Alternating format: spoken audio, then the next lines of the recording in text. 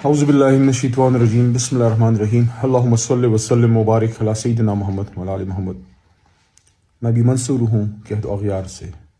کیوں ڈراتے ہو زنداں کی دیوار سے، ظلم کی بات کو جہل کی رات کو میں نہیں مانتا۔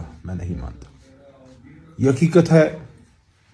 کہ شاید اپنے والد سے زیادہ نہیں تو کم ہم نے محبت نہیں کی خان صاحب سے۔ کل میں اور عامر بھائی جب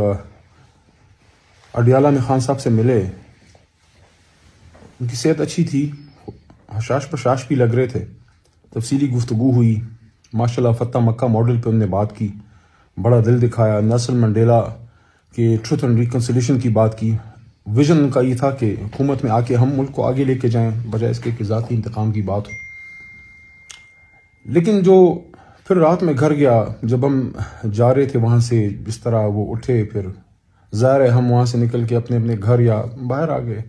اور خان صاحب کو، جس کو زنداں کہتے ہیں یا جیل کہتے ہیں یا چکی کہتے ہیں، جو بھی آپ کہیں، وہاں لے جایا گیا۔ عزت سے گئے وہ، ظاہر ہے ان کا خیال اس طرح سے، تو قوم وزیر اعظم ہیں، امت کے لیڈر ہیں۔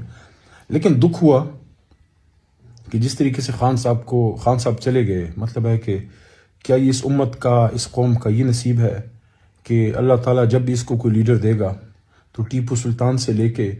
اور آج تک عمران خان صاحب تک یہ کہانی ہے کہ ہمارا لیڈر اس طرح سے، اور یہ نقصان عمران خان کا نہیں ہے،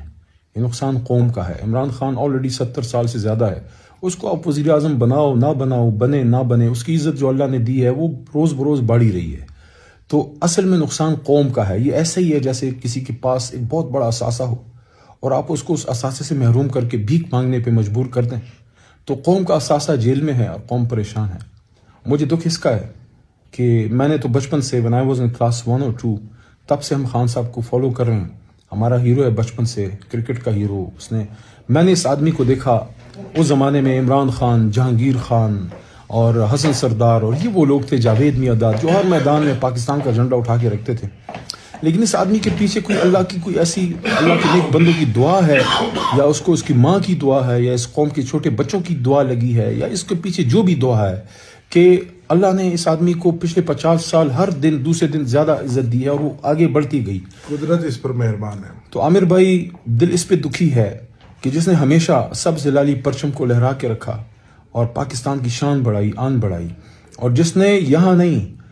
اغیار کے، صہیونیوں کے بیچ میں کھڑے ہو کے حرمت رسول صلی اللہ علیہ وآلہ وسلم کی جنگ لڑی اور اپنی پاک سرزمین کو اغیار کے پنجوں سے بچا کے یہ کہا کہ نہیں،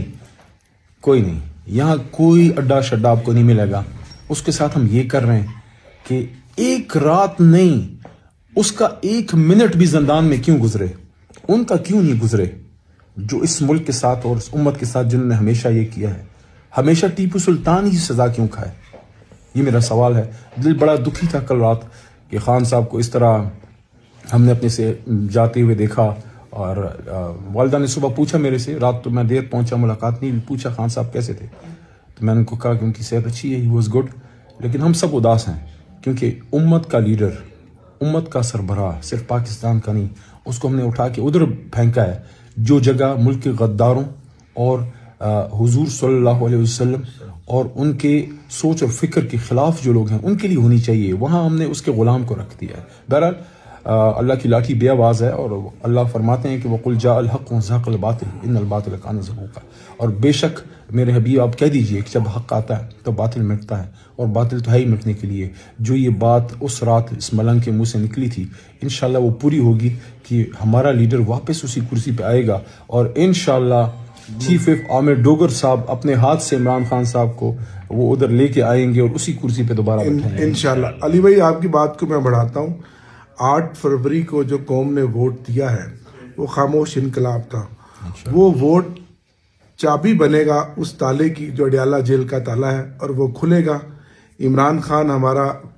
لیڈر رہا ہوگا اور انشاءاللہ اس ملک کا وزیر اعظم بنے گا انشاءاللہ۔ زندہ باد۔ عمر بھائی